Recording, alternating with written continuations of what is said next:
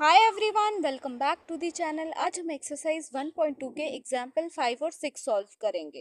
Example 5 है, prove that under root 3 is irrational number. हमें under root 3 को irrational number prove करना है, तो सबसे पहले हम इसको अज्यूम करेंगे कि ये रैशनल नंबर है। तो इसको सॉल्व करते हैं। Solution, let's assume that under root 3 is rational number. इसके बाद हम अंडर रूट 3 को लिखेंगे a upon b, where a and b are co-prime and b is not equal to 0। ठीक है, ये चीज हमें ब्रैकेट में लिखनी है, इतनी चीज, where a and b are co-prime and b is not equal to 0। co-prime का मतलब क्या है? a and b एक ही नंबर से डिविजिबल नहीं होंगे, जैसे कि 2/5। ठीक है, मतलब a और b की जो भी वैल्यू आएगी वो दोनों नंबर्स किसी एक नंबर से डिविजिबल नहीं होंगे, जैसे कि 2 और 5 दोनों एक ही नंबर से डिविजिबल नहीं है। 2 2 से डिवाइड होता है, 5 5 से डिवाइड होता है। ठीक है, वहीं पे अगर हम देखें 4 और 5, सॉरी 4 और 6, ये दोनों को प्राइम नंबर नहीं है। क्या है? नहीं है, क्योंकि 4 भी 2 से डिवाइड हो रहा है और 6 भी 2 से डिवाइड हो रहा है। 2 2 ज़ा 4 एंड 2 3 ज़ा 6। ठीक है, 2 और 5 है को प्राइम नंबर। अब इसको हम आगे सॉल्व करते हैं। b का मल्टीप्लिकेशन हम इस किससे करेंगे? 3 से करेंगे। ठीक है, क्योंकि जब इक्वल होता है तो ऐसे मल्टीप्लिकेशन होता है। ठीक है, इस वाले नंबर का न्यूमरेटर होता है और इक्वल के जो इस तरफ होता है उसका डिनोमिनेटर होता है, फिर इसका न्यूमरेटर इसका डिनोमिनेटर। ठीक है, जैसे अंडर रूट 3 का b से होगा और a का 1 से होगा। ठीक है, तो मल्टीप्लाई कर लेते हैं, b अंडर रूट 3 आ जाएगा इक्वल टू a1 ज़ा a। ठीक है, इसको हम इक्वेशन 1 नाम दे देंगे। उसके बाद यहाँ लिखेंगे बाय स्क्वायरिंग इक्वेशन 1। ठीक है, इक्वेशन 1 का हम जब स्क्वायर करेंगे तो हम डायरेक्ट लिख रहे हैं 3b² इक्वल टू a²। ठीक है, कैसे आ जाएगा? b under root 3 into b under root 3। b का मल्टीप्लिकेशन होगा तो b² और अंडर रूट 3 का अंडर रूट 3 से होगा तो 3। और कांस्टेंट हमेशा वेरिएबल के पहले लिखा जाता है। ठीक है, तो ये आंसर क्या आ गया आपका? 3b² आ गया। ठीक है, उसके बाद हम देखें 3 क्या है? b के साथ मल्टीप्लिकेशन में है। अगर हम 3 को इक्वल के इस तरफ लेकर आते हैं तो 3 a के साथ क्या हो जाएगा? डिवीजन में हो जाएगा। देखो कैसे, इसको क्या लिख सकते हैं? 3b² equal to a² upon 3। Sorry, यहाँ पे अब हम 3 नहीं लिखेंगे। ठीक है, क्या हो जाएगा हमारा answer? b² equal to a² upon 3 हो जाएगा। ठीक है, मतलब a² किससे डिविजिबल है? 3 से डिविजिबल है। तो हम इसको आगे क्या लिखेंगे? a² is divisible by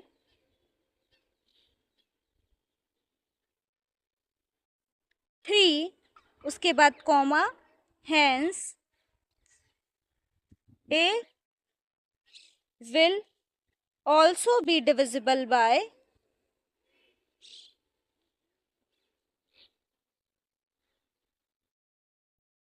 3।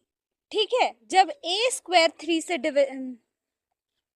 जब a² 3 से डिविजिबल होगा तो a भी किससे डिविजिबल होगा? 3 से डिविजिबल होगा। जैसे कि 4 का स्क्वायर क्या आता है? 16, जो कि किससे डिविजिबल है?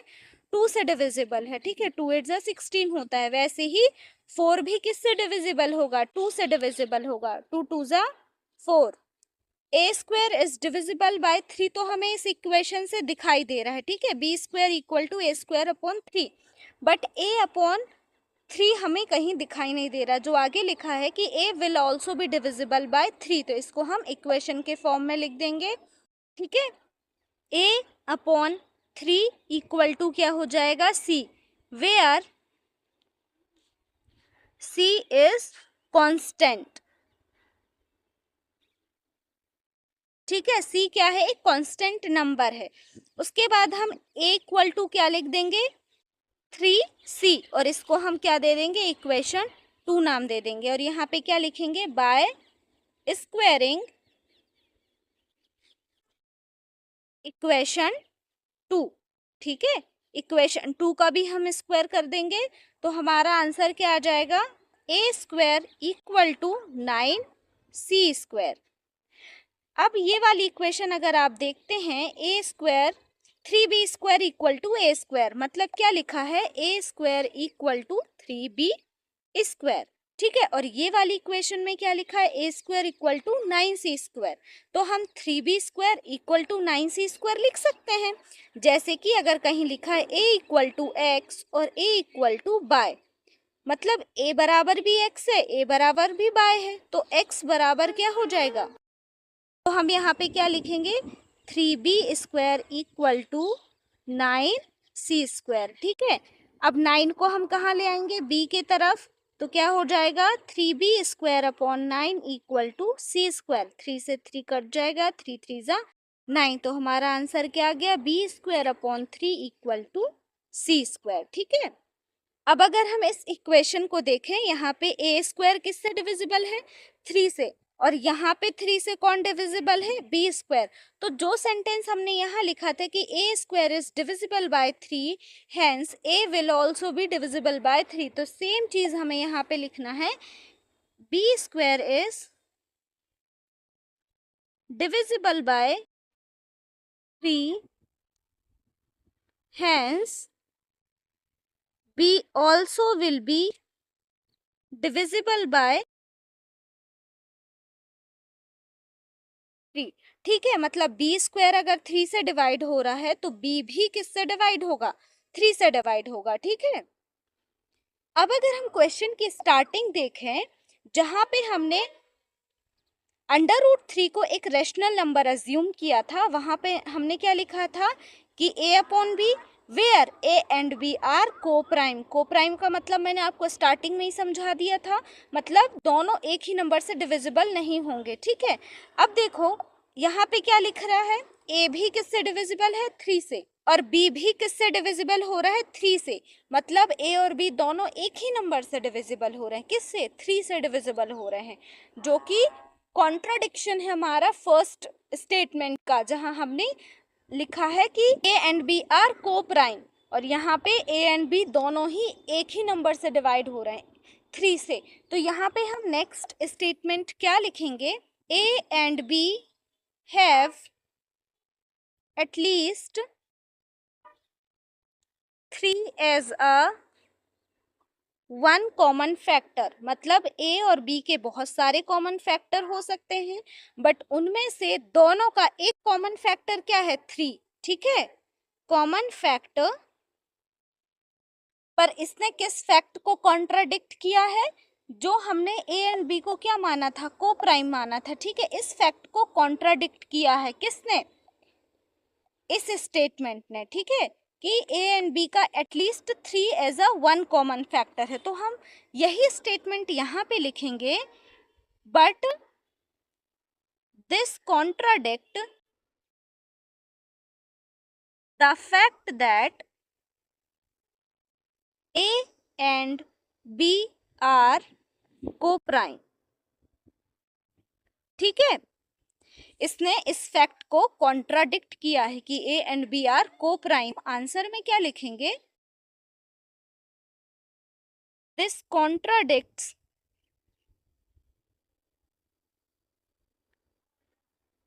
Has arisen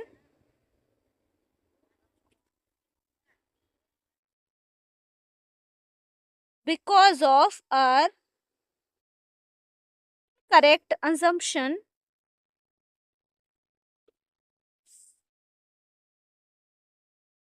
that under root 3 is rational.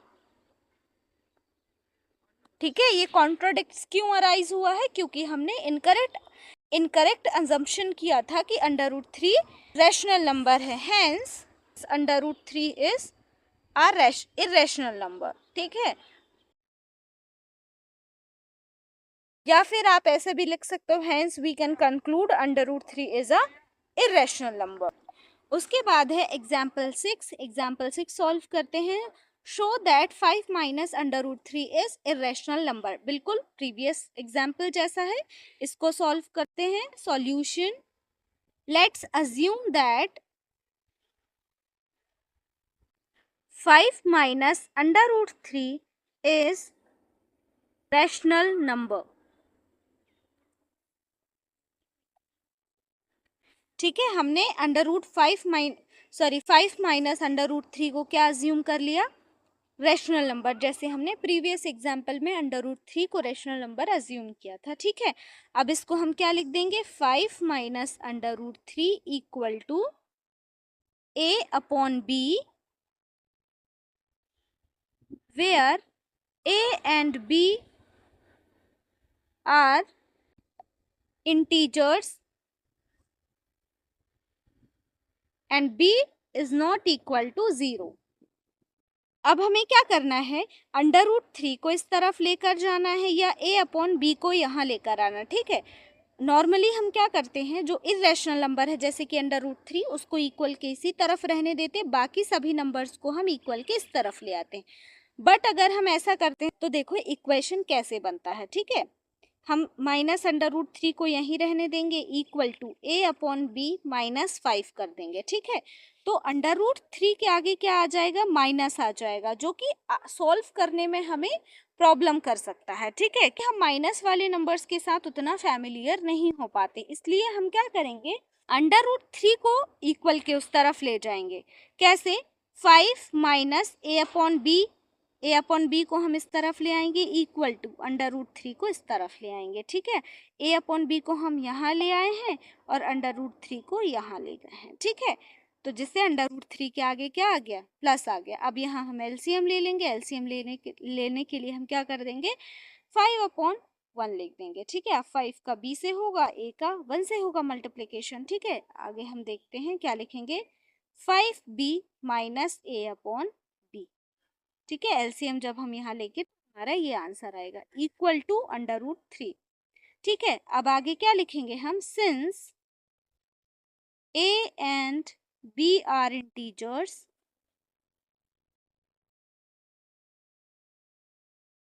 hence 5b minus b is rational number।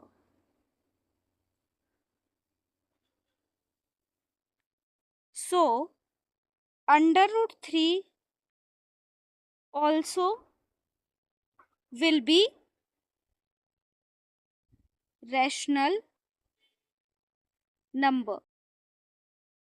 But हमें पता है कि √3 क्या है, एक इरेशनल नंबर है, और यहाँ पे क्या आ रहा है कि √3 क्या है, एक रेशनल नंबर है। तो ये फैक्ट को क्या कर रहा है, कॉन्ट्राडिक्ट कर रहा है। तो हम यहाँ क्या लिखेंगे, but this contradicts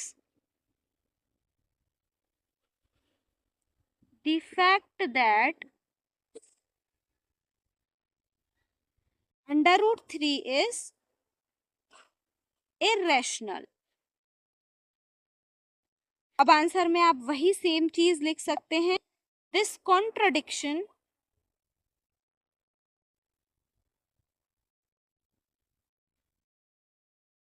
has arisen because of our incorrect assumption। So we can conclude that 5 minus √3 is irrational number या irrational। ठीक है, हमारा इनकरेक्ट कंजम्पशन था, इसकी वजह से ये कॉन्ट्राडिक्शन अराइज हुआ, इसीलिए 5 माइनस √3 क्या हो जाएगा, रैशनल नंबर हो जाएगा। ठीक है, तो ये थे हमारे एग्जाम्पल 5 और 6। अगर आपको वीडियो पसंद आया हो तो अपने दोस्तों के साथ शेयर करिए एंड चैनल को सब्सक्राइब करना मत भूलिए। Thank you for watching.